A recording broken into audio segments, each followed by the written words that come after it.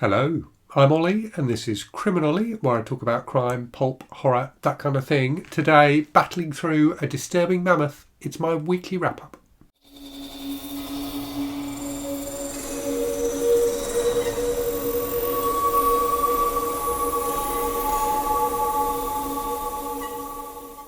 So another week this week when I haven't finished that many books. I've only finished 2 books this week. Partly that's because I've had a super busy week at work. Partly it's because I've been battling through this huge book, The Kindly Ones by Jonathan Littell, which I will talk a bit more about later on in this video. But it's very, very good.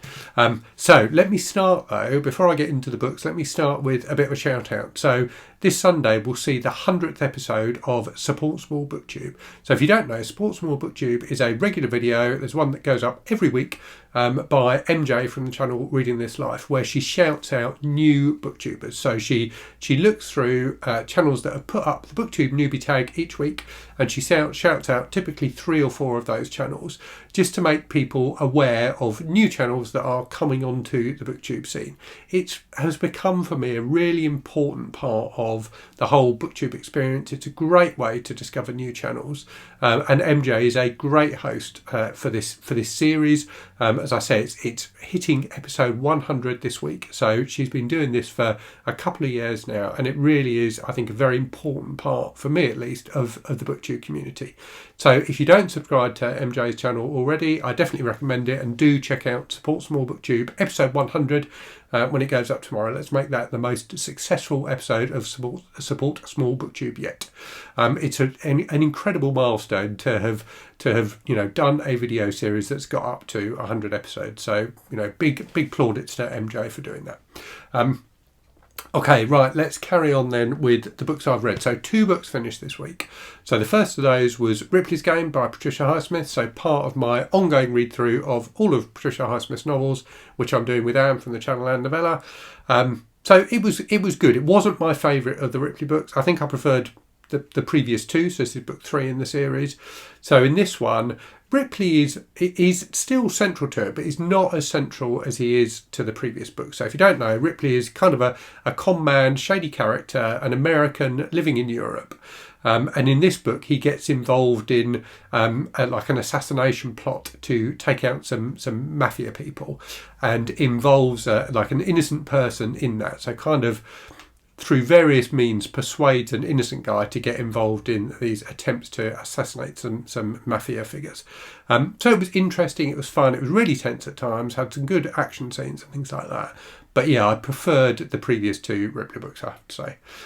The other book I finished this week is 6 Rooms by, nearly said Patricia Highsmith, 6 Rooms by Gemma Amor, which was the pick this month for my Patreon book club. So each month my patrons and I pick a book and read it together. I didn't love this, so I've only read one other book by Gemma Amor, which was Dear Laura, which I thought was excellent, which is a really intense psychological horror novella. 6 Rooms was a very different kind of book, and a bit of a weird mix of a book that felt like it was trying to have a bit of a message, and a book that was basically a kind of throwback to cheesy 80s horror. So it's about a group of people who get taken on a tour of this huge, slightly mysterious mansion, and horrible stuff happens to people in that party as the book progresses. It felt a bit at times like Charlie and the Chocolate Factory. So that sense of a disparate group of people being taken on a tour by a weird tour guide through a weird space. There's loads of flashback scenes that tell you kind of the history of the house and how it became to be somewhat haunted. There's some interesting stuff in here. There's some really good death scenes, and those are peppered nicely throughout the book, if you like. So every so often you get a really gruesome, gory death scene. But overall, it just didn't quite work for me. It felt like I constantly felt with the book like there was something I was missing about it, and I couldn't ever quite figure out what that was. So there was good writing at times, some good scenes of horror, but overall I wasn't a huge fan of it.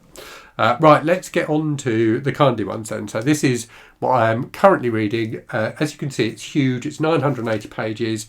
It's fascinating though. So it's a book originally published in French, translated into English, and I think it won some awards in France and is very well respected in France. So it's a book about the Second World War, told from the perspective of an SS officer who is like reflecting back on his time during the war. And it seems to me that it's very much about how people justify to themselves being involved in horrific acts.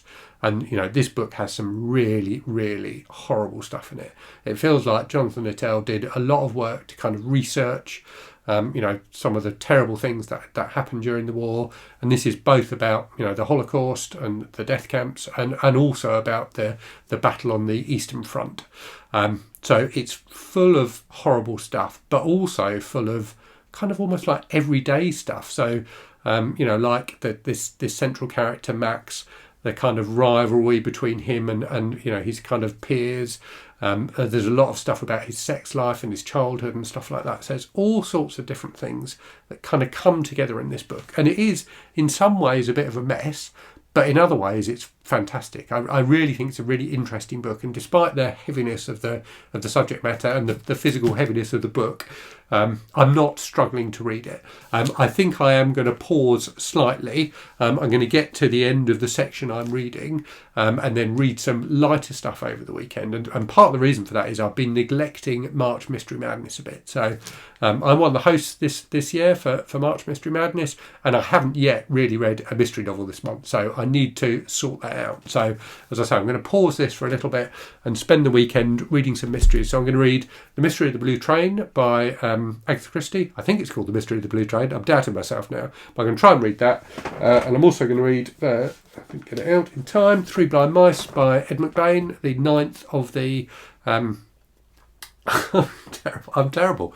I'm rubbish. I'm not prepared, and I've forgotten the name of the series. The 9th of the Matthew Hope series of mystery novels. So yeah, I'm going to have a bit of a mysterious weekend and read some mysteries. I think I may also download a Cozy Cat mystery. So one of the prompts for March Mystery Madness was 9 Lives, so a book with a cat on the cover.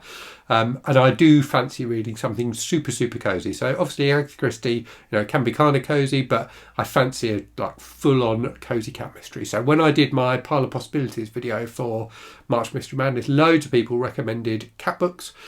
So I'm going to trawl through the comments on that video again and pick one of those out and purchase it for my Kindle and give that a try over the weekend as well. So I've got a fairly relaxed weekend planned where I think I'm going to be able to get a lot of reading done.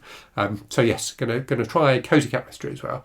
And then as we move into next week, I've got another mystery lined up to read. So this is Bootlegger's Daughter by Margaret Moron, which I'm going to be reading with Heidi, one of my patrons. So really looking forward to this. A book about a lawyer. I think she's an attorney in this book. This is the first in the series. I think later on in the series she becomes a judge. But yeah, looking forward to giving that a try as well. And then next week is also the Week of Weird. So the now annual event being run by Crystal from Fibre Artsy and Jason from Jason's Weird Reads.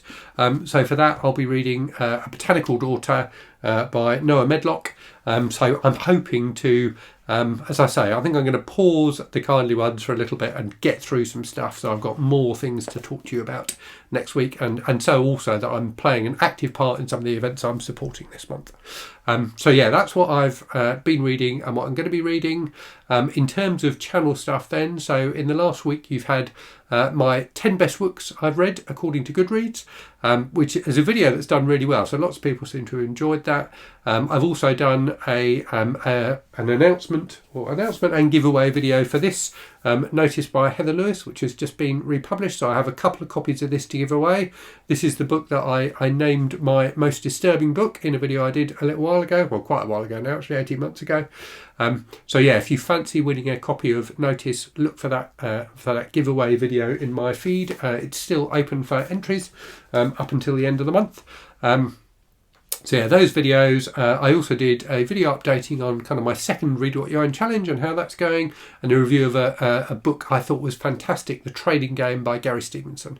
In the week ahead then, I've got a video which will be going up tomorrow about my tips for beating reading slumps and avoiding reading slumps as well. So, you know, an ounce of prevention is worth a pound of cure, or whatever the phrase is. So I think, well, part of the trick is just to avoid, to cultivate reading habits that mean you don't fall into slumps in the first place.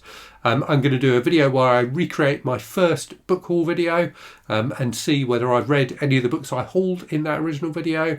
I'm going to do a video about my 10 best novels according to Goodreads. So when I did my 10 best books according to Goodreads, I was surprised to find that very few of them were novels. So I've done a separate video where I talk about the 10 best novels. And when I say best, I mean in terms of their average rating on Goodreads. So yeah, that video is coming up in the week ahead, and I'm also going to try and do a review video, but I haven't quite decided what book I'm going to review yet. But anyway, that's what you can look forward to in the week ahead. So I will leave it there. A reminder, do check out Support Small BookTube episode 100 on Sunday on MJ's channel. There'll be a link to our channel in the description.